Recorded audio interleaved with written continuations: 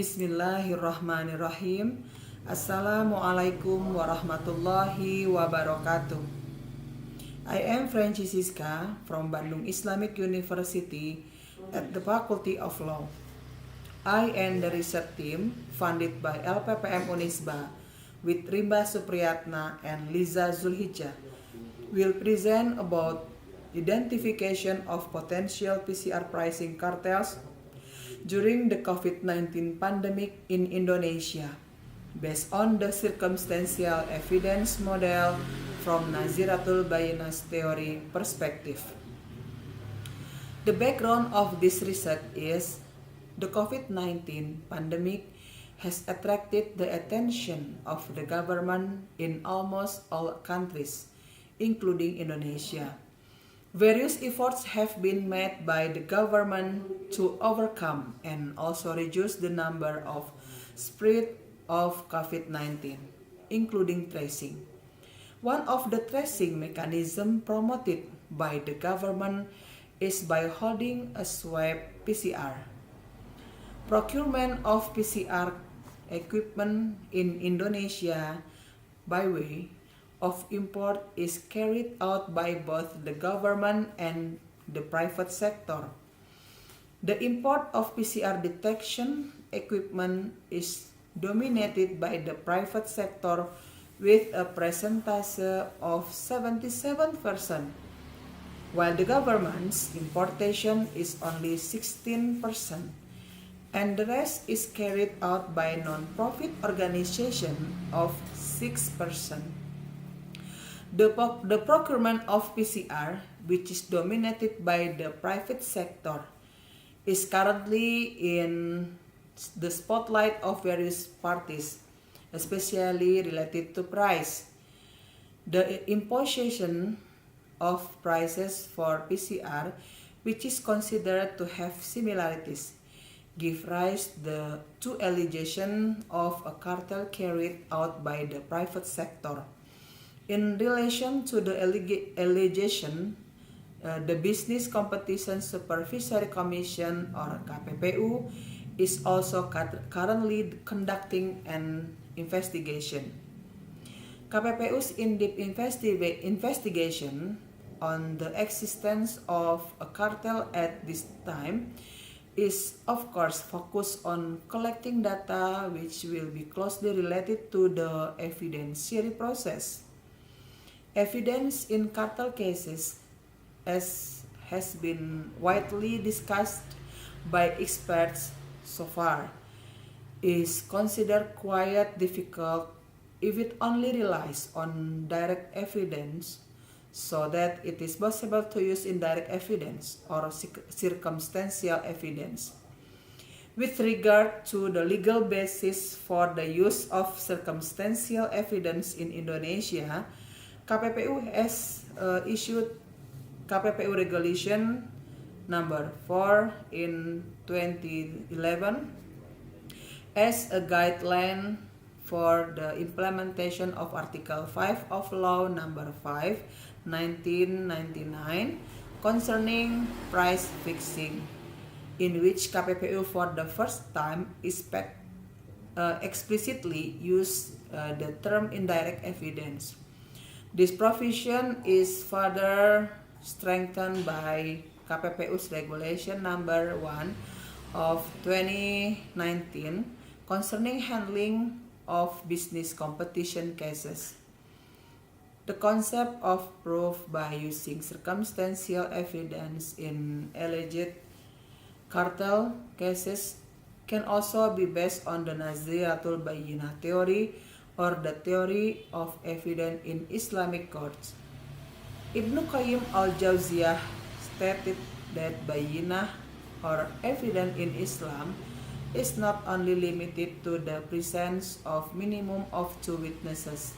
This is considering that it is also possible to have other evidence outside of witnesses that can be the basis for deciding a case, such as dilatul hal or allegations or instructions. Based on this background, the research team proposed to conduct research with the problem of how to identify potential PCR pricing cartels during the COVID-19 pandemic in Indonesia based on the circumstantial evidence model approach in terms of the perspective of Naziratul Bayyinah theory.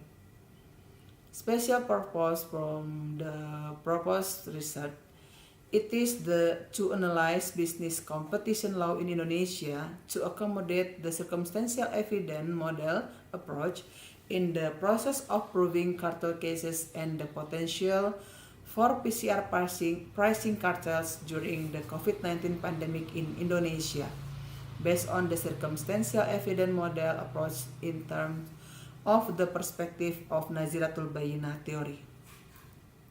The urgency of this research is that it is hoped that the result of this research will contribute ideas in order to encourage the use of circumstantial evidence in an effort to realize the practice of fair business competition among business actors. This is considering that the practice of business competition is closely related to the realization of protection for the community of consumer in an economic activity. The legal principles, concepts, and theories that underline this research are about proof in civil procedural law, which includes the definition of proof, legal basis for proof, legal principle of proof, principle in evidentiary law, and types of tools, evidence of civil cases. This study also used a legal theoretical basis regarding the process of handling cartel cases in business competition law, which includes the form of cartels in business competition law, procedural law for handling cases in business competition law, examination of cartel cases in business competition law, and the parties in the process of handling cartel cases. Furthermore, the study also used legal theory regarding direct evidence and circumstantial evidence in handling cartel cases, and the use of circumstantial evidence in several countries. This research is incomplete if it is not colored with the concept of Islamic law related to the process of handling cases in Islamic law, the principles and objectives of proving the handling of cases in Islamic law, various types of evidence and handling cases according to Islamic law, the process of proving the handling of cases in Islamic law, and the theory of Naziratul Bayyinah in proving the handling of cases in Islamic law. The result of the study revealed several issues regarding to alleged practice of the PCR cartel in Indonesia. Several cartel cases in Indonesia which prove in handling case using circumstantial evidence or indirect evidence, implementation of the evidence process in handling cartel cases based on the business competition law procedures, successful case handling cartels in Indonesia using circumstantial evidence or indirect evidence, weaknesses in the use of circumstantial evidence or indirect evidence in handling cartel cases, cases of applying Naziratul Bayyinah's theory in the practice of the proper time, and cases of applying Naziratul Bayyinah's theory in the practice of the Khulafatul Rashidin age. We provide several recommendations related to the research, among which we are expected to obtain information openly and directly from the government related to unfair business competition, as well as from several stakeholders in order to clarify several issues regarding alleged cartel practices in Indonesia using indirect evidence.